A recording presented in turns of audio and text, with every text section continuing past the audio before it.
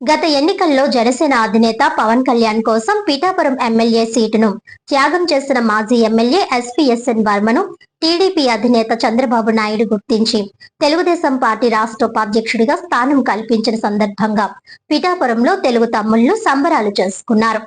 ఈ సందర్భంగా నియోజకవర్గ నలుమూలల నుంచి భారీ సంఖ్యలో తెలుగుదేశం పార్టీ శ్రేణులు పిఠాపురం కార్యాలయానికి చేరుకోవడంతో పండుగ వాతావరణం నెలకొంది. కేక్ కట్ చేయించి భారీ గజమాలలతో సన్మానించి వర్మపై అభిమానాన్ని తెలుగు తమ్ముళ్లు చాటుకున్నారు. రాష్ట్ర ఉపాధ్యక్షులుగా ఎన్నిక చేసినందుకు తెలుగుదేశం కేంద్ర పార్టీ అధ్యక్షులు చంద్రబాబు నాయుడుకు వర్కింగ్ ప్రెసిడెంట్ నారా లోకేష్ కి వర్మ కృతజ్ఞతలు తెలిపారు. రానున్న రోజుల్లో తెలుగుదేశం పార్టీ తరపున ముఖ్యమంత్రి అయ్యేందుకు లోకేష్ కంటే అర్హత కలిగిన నాయకుడు ఎవరున్నారంటూ మాజీ ఎమ్మెల్యే వర్మ సంచలన కామెంట్స్ చేశారు. యువగలం పాదయాత్రతో తెలుగుదేశం పార్టీని అధికారంలోకి తీసుకువచ్చి కార్యకర్తల సంక్షేమం కోసం నిధిని ఏర్పాటు చేసిన నాయకుడు లోకేష్ అంటూ కితాబిచ్చారు. లోకేష్ ను చంద్రబాబు నాయుడు గారి కొడుకుగా కాకుండా పరిణితి చెందిన కార్యకర్తగా చూడాలని మాజీ ఎమ్మెల్యే వర్మ పేర్కొన్నారు.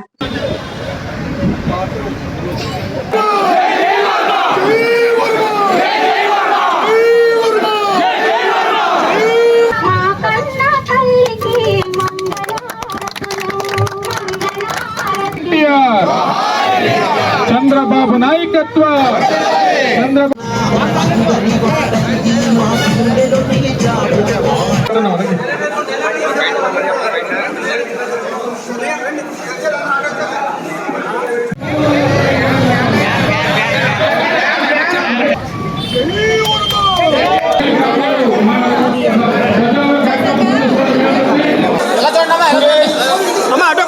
నాగేంద్ర చైర్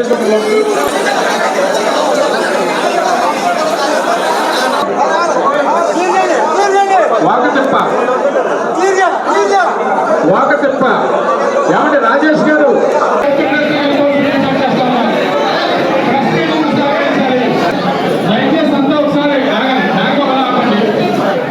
తెలుగుదేశం పార్టీ రాష్ట్ర ఉపాధ్యక్షుడిగా నన్ను నియమించిన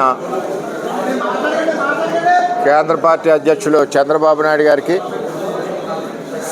భవిష్యత్ నాయకులు వర్కింగ్ ప్రెసిడెంట్ నారా లోకేష్ గారికి ధన్యవాదాలు తెలియజేస్తా ఉన్నాను. తెలుగుదేశం పార్టీలో లోకేష్ గారి కంట అర్హులున్న నాయకులు ఎవరున్నారు చెప్పండి. మీరు అడుగుతున్నారు కదా ముఖ్యమంత్రి అని అడిగేటప్పుడు, ఆయనకంటే అర్హులైన నాయకుడు ఎవడున్నాడు? ఈవేళ కార్యకర్తల సంక్షేమ నిధి ఏర్పాటు చేసిన నాయకుడు లోకేష్. యువగలం పాదయాత్రతో తెలుగుదేశం పార్టీని నిలబెట్టి మొన్న అధికారంలోకి తీసుకొచ్చిన నాయకుడు నారా లోకేష్. ఈవేళ కోటి కార్యకర్తలను మెంబర్షిప్ చేసిన నాయకుడు లోకేష్. 9 లక్షల కోట్ల పెట్టుబడులు తీసుకొచ్చిన నాయకుడు లోకేష్. అంటే ఆయన పరిణితి చెంది అడుగడుగు ఒక్కొక్క అడుగు పైకి ఎక్కుకుంటా, ఆయన చంద్రబాబు నాయుడు గారి కొడుకుగా నేను మాట్లాడట్లేదు. ఆయన ఒక తెలుగుదేశం పార్టీ కార్యకర్తగా 13-14 సంవత్సరాల నుంచి ఈ పార్టీని కొన్ని రోజులు బ్యాక్ ఎండ్ నుండి నడిపించి తర్వాత ఫ్రంట్కి వచ్చి ఇన్ని కార్యక్రమాలు అభివృద్ధి చేసి ముందుకు తీసుకెళ్లిన ఏకైక నాయకుడు నారా లోకేష్ గారు. ఆయనే ఈ రాష్ట్రానికి మా తెలుగుదేశం పార్టీలో చంద్రబాబు నాయుడు గారి తర్వాత పరిపాలించే అర్హత ఉన్న నాయకుడు నారా లోకేష్ గారు. మీరు అడిగింది చూసారా, ఇంత మించి ఇక్కడ తెలుగుదేశం పార్టీలో ఎవరు లేరు. మా పార్టీలో భవిష్యత్తులో ఇస్తారు, అది ఎప్పుడు చేయాలి ముఖ్యమంత్రి, ఎప్పుడు చేయకూడదు, కార్యకర్తల అభీష్టం ఎప్పుడు నెరవేర్చాలి, ఇవన్నీ కూడా చంద్రబాబు నాయుడు గారు నిర్ణయం తీసుకుంటారు. ఈవేళ ఒక స్టెప్ వర్కింగ్ ప్రెసిడెంట్గా ఇచ్చారు. ఈవేళ పార్టీ పగ్గాలు ఆయన చేతిలో పెట్టారు. రాబోయే రోజుల్లో కూడా మా భవిష్యత్ నాయకుడు మా తెలుగుదేశం పార్టీలో నారా లోకేష్ గారే పగ్గాలు చేపట్టి ఈ రాష్ట్రాన్ని ముందుకు తీసుకెళ్తారు. అది ఎప్పుడు నిర్ణయించాలి, కార్యకర్తల కోరిక ఎలాగ నిర్ణయించాలి అన్నది కార్యకర్తల అభీష్టం మేరకు మా నాయకులు ఎవరైతే చంద్రబాబు నాయుడు గారు ఉన్నారో వారి నిర్ణయం మేరకు జరుగుద్దని చెప్పి మేము తెలియజేస్తున్నాం. మా పార్టీగా మా తెలుగుదేశం పార్టీ కార్యకర్తలు మేము కోరుకుంటాం, మా యువ నాయకుడు కావాలని కోరుకుంటాం, తప్పేం లేదు. ప్రతి పార్టీ కోరుకుంటారు, ఏ పార్టీలో ఉన్నా సరే ఆ పార్టీ నాయకుడు కావాలని కోరుకుంటారు. అదే తెలుగుదేశం పార్టీకి ఇంత కష్టపడి పనిచేసిన నాయకుడు నారా లోకేష్ గారు. అటువంటి నారా లోకేష్ నాయకత్వం ఈ రాష్ట్రానికి అవసరమని కార్యకర్తలు కోరుకోవడంలో తప్పులేదు, అందరి మనసులో కూడా ఉంది.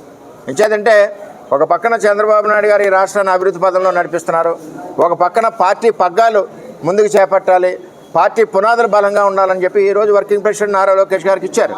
రాబోయే రోజుల్లో కూడా కార్యకర్తల అభిష్టం, యువగలం పాదయాత్రలో ప్రజలందరిలో కూడా మార్పు వచ్చింది. ఈ యువ నాయకుడు మనకి రాబోయే రోజుల్లో ఈ రాష్ట్రానికి ముఖ్య నాయకుడిగా ఉండాలి, ఈ రాష్ట్రం ఆయన చేతిలో ఉండాలన్న ఆలోచన ప్రజల్లోనే వచ్చింది, ఇటు కార్యకర్తల్లోనే వచ్చింది. ఎందుకు ఈ పార్టీలో సేవ చేయడానికి నాకు ఈ అవకాశం కల్పించినందుకు చంద్రబాబు నాయుడు గారికి ధన్యవాదాలు తెలియజేస్తూ మరింత ఎక్కువగా కష్టపడుతూ పార్టీని ఇక్కడే కాకుండా జిల్లాలోనే బలీయంగా నిలబెడతాం. రాబోయే రోజుల్లో తెలుగుదేశం పార్టీ కంచుకోటగా కాకినాడ జిల్లా తయారవుద్దని చెప్పి నేను తెలియజేస్తా ఉన్నాను.